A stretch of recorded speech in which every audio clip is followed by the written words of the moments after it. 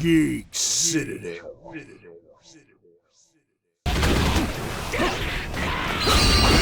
ハート燃え尽きるほどヒート刻むぞ決戦機のビートサンライトイエローオーバードライ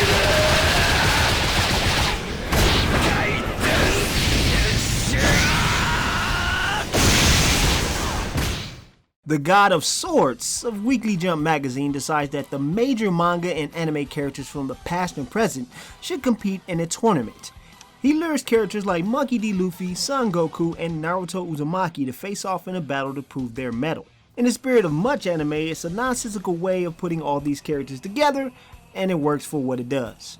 It's a fighting game that's more similar to the Naruto Ultimate Ninja Storm series than say something like Street Fighter or BlazBlue.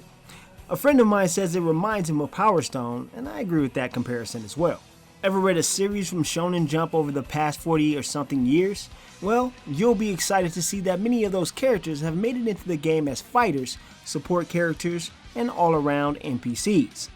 It really tries to hit you hard with a swift kick to the fan service junk. It properly displays the artistic talent of various manga artists over the years in a fully 3D rendered space, from Kenshin to wacky characters like Bo. That's a name. The various art styles come alive in J-Star's Victory Plus. The staple of each character is defined by their signature attacks. Goku powers up and hits people with the Kamehameha!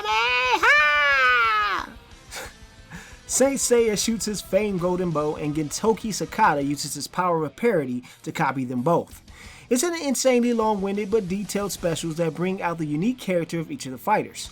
I just wish there were more than one for each of the various characters. I love Shinpachi's commentary whenever Gintoki from Gintama is fighting. That show is mostly a satire on all fighting anime, so it's great they could include some of its humor into the game. You have the choice of playing 4 different arcs in the game. These characters are Luffy of One Piece, Naruto of Naruto, Toriko of Toriko, and Ichigo of Bleach.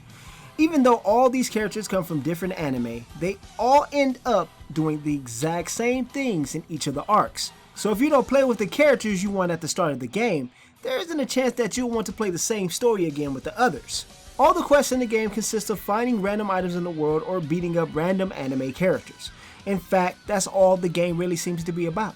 Sail across the sea and speak to a character from an anime, go and beat up some dudes, expect to fight with the same characters over and over again without a skill or talent system to alleviate the boredom. There is some sort of experience bar for 3 different combat schemes, but they don't really change anything. If someone knows what these experience points do for my character, hey, let me know. Fighting people over and over again with little to no change. Fights feel like a less flexible version of the Ultimate Ninja Storm system. It's relatively stiff in comparison with the long pauses from ultimate moves and 2-second invulnerability timers for a knockdown fighter. I usually don't say I would rather play a Dynasty Warriors game, but I would rather play a Dynasty Warriors game.